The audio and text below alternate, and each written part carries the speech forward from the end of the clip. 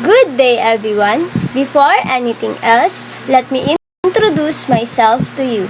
I am Jerilyn Ligaspi Pasco from BEd 3. For today's video, what we are going to discuss is about authentic assessment. Authentic and traditional assessment. Before anything else, this would be our objectives. At the end of the lesson, the learners would be able to define authentic assessment, differentiate authentic and traditional assessment, determine the characteristics and elements of authentic assessment, and give examples of authentic assessment. What is assessment first? Assessment is the process of gathering data and information about what students know and can do. The main purpose of assessment is to improve students' learning. Authentic assessment is a product and or performance correlated with real-life experience. According to Mueller in year 2011, students are tasked to perform real-world tasks that demonstrate meaningful application of essential knowledge and skills. Now let's proceed to the elements of authentic assessment. Let's start with accuracy and validity. The accuracy of the assessment refers to how closely it is resembled as real-world situation, problem, disciplinary norm, or fields of study. Next is demonstration of learning, or the assessment should allow for the student's choice based on interests and skills. Example: one group of students decides to create a podcast to demonstrate their learning in general education coursework. Third is the transfer of knowledge. The assessment should provide the transfer of knowledge from theory to practice and from one task to experience to another. Example: students writing a blog post about scientific principle that was demonstrated in current event, replacing a traditional essay or paper on scientific principle. Fourth is the metacognition. The process of reflecting on learning should be purposely planned for students to make connections to prior knowledge, experiences, and different subject areas. Fifth is the collaboration.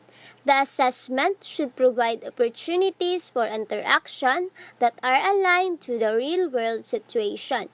Example: if the task is typically completed by a team in the field, then the assessment should be completed collaboratively by a group. Sixth is flexibility. The assessment should provide flexibility in the timeline and due dates for meeting project benchmark and deliverable to align with real-world tasks.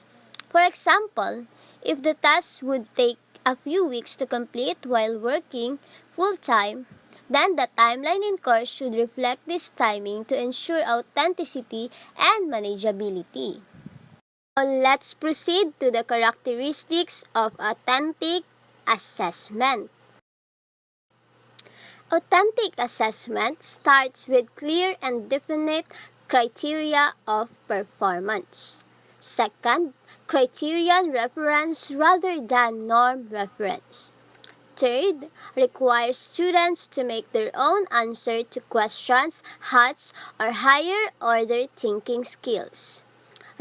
4. Emphasize performance. The students demonstrate this as KSC in appropriate situations. And lastly, students become active participants in assessment activities.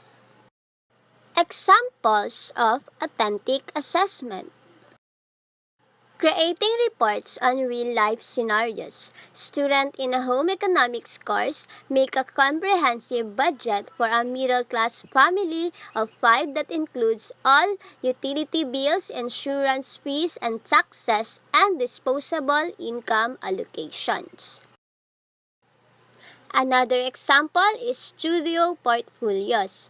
This is a meaningful collection of students' performance and an in-depth evaluation of how they have put their knowledge to work.